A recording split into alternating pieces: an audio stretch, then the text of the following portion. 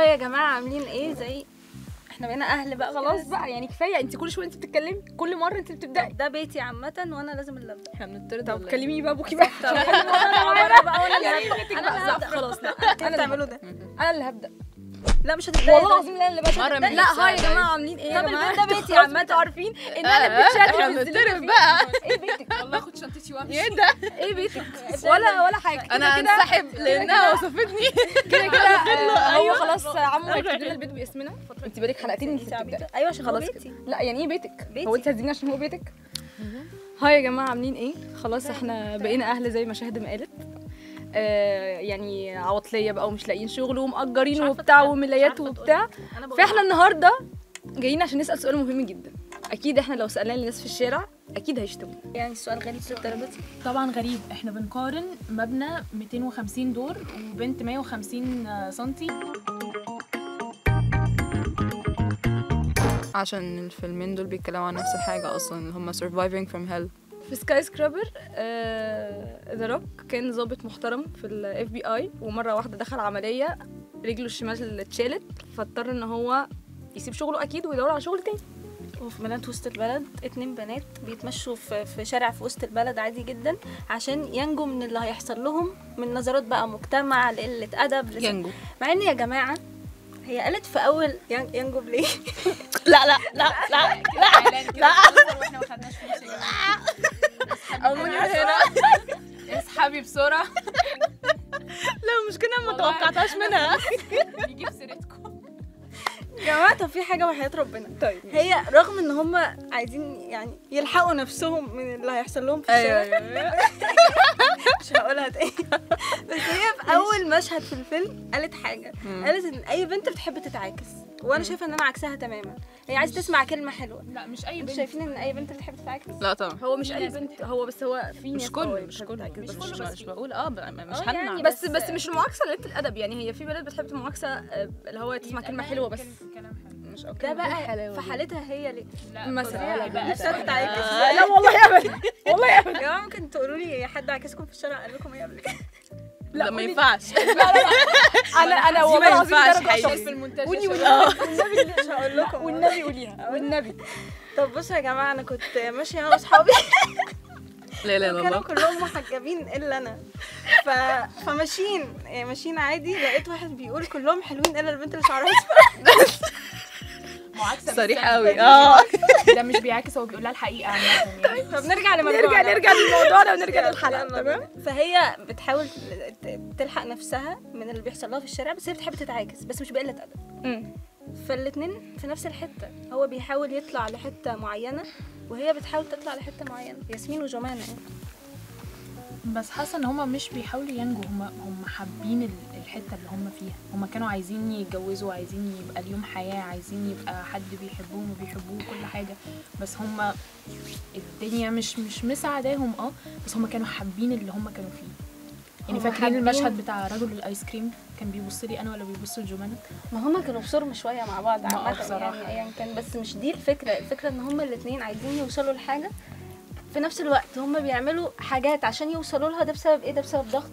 ده بسبب ان هم عايزين يوصلوا للحاجه اللي هم عايزينها بس بامان. ذا روك كان يعني بيطير من عماره لعماره ومن برج لبرج وبيعمل شقلباظات وحاجات، وهو دول بيطيروا يعتبروا من محطه مترو لمحطه مترو تاني. الاثنين نفس الاستراجل. ايوه باختلاف لان الدوافع بقى. لان في سكاي سكرابر برضو كانت كل طوبه بتتهد حرفيا، كانت بتهدد حياه ويل وعيلته. وبالنسبه لجمانه وياسمين كانت كل نظره او موقف في الشارع كان بيهدد حياتهم.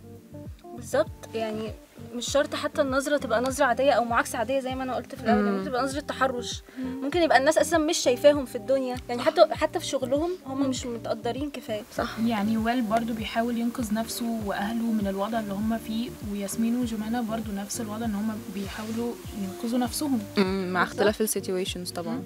انا شايفه ان الاثنين في الاخر عايزين يوصلوا لهدف بسيط جدا، ان هم يعيشوا في امان.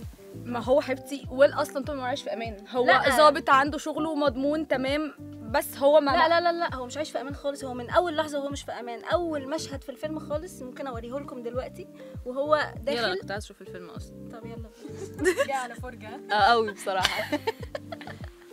بصوا يا جماعه، ده اول مشهد في الفيلم. ده اول مشهد في الفيلم. اهو داخل يحمي الطفل من عمليه ارهابيه، اتفجر، رجله انهارت، ده امان؟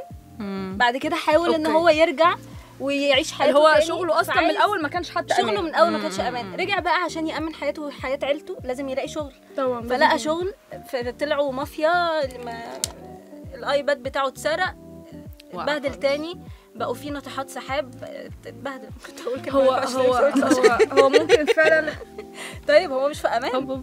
صح، هو ممكن فعلا اتنين رفضوا يبقوا ضحيه. يعني ويل رفض ان هو يبقى ضحيه اللي حصل له لرجله، فقرر ان هو ده ما يحسوش بضعف، ان انا مش عارفه انقذ اهلي، لا انا برضو لازم انقذهم. والبنات برضو منطقي جدا. برضو وبرضو البنات ياسمين وجمانة. طب والله العظيم منطقي. والله لا تشوفي. ياسمين وجمانة برضو ماشيه كانوا من بيتي، مش انا عماله اقول عايزين. بيتي دي كتير. هو انت ايه بيتي؟ وانا بيتي مش بيتي ما هاخد نفسي من اكمل العيال الجمله، عايزه اكمل الجمله. بتاعتي. انا ستوب يا ابني، ستوب. لا معلش يا جماعه ثانيه، ولا كان عايزه نسمع اكمل الجمله. يلا يا بنتي. ويلي يا جماعه ما كانش عايز يبقى ضحيه، وبرده البنات جمانة وياسمين برده هم ما كانوش عايزين يبقوا ضحيه، بس المره دي هم مش عايزين يبقوا ضحيه المجتمع نفسه، ضحيه المجتمع، السياق بس اللي هم ماشيين فيه، هم كانوا مش عايزين ده. انا ممكن اباك اب برضو اللي هي بتقوله ده، يعني لان فعلا الانمي هنا مش الشخص، يعني يعتبر هو المجتمع، سواء في وسط البلد او في هونج كونج، الاتنين بيواجهوا نفس المشاكل، وزي ما قلنا في الاول خالص باختلاف دوافعهم. واحنا قررنا نقول ان كل مقارنه وراها حاجه. والله يا جماعه الموضوع طلع اكبر من اوضه وملايات ومننا احنا شخصيا. بس انا بس برضو هرجع اقول احنا مش حاجة. دارسين 4 سنين اعلام عشان ما نقولش راينا. خلاص ده انت معلش الجي بي بتاعك كام؟ الجي بي بتاعك والله ما فاكره، لا ساقطه في القلب. والله ما فاكره، بس انا ما كنتش بدفع بالدولار عشان ما اقولش رايي. يا دوبك. انا ما كنتش بدفع بالدولار عشان ما اقولش رايي، انا اسفه. سوري تقول ايه؟ شايفه ليه وجهة نظر بصراحة. والله معناش فلوس نجيب ما يكونش. ما احنا خلاص عدينا المرحلة دي، خلاص تدفع اصلا. خلاص بقى. طب بصوا يا جماعه، انا شايفه ان في الاخر النهايه برضو متشابهه. بالنسبه لياسمين فهي كسبت ان هي لقت راجل يتجوزها من شارع وسط البلد.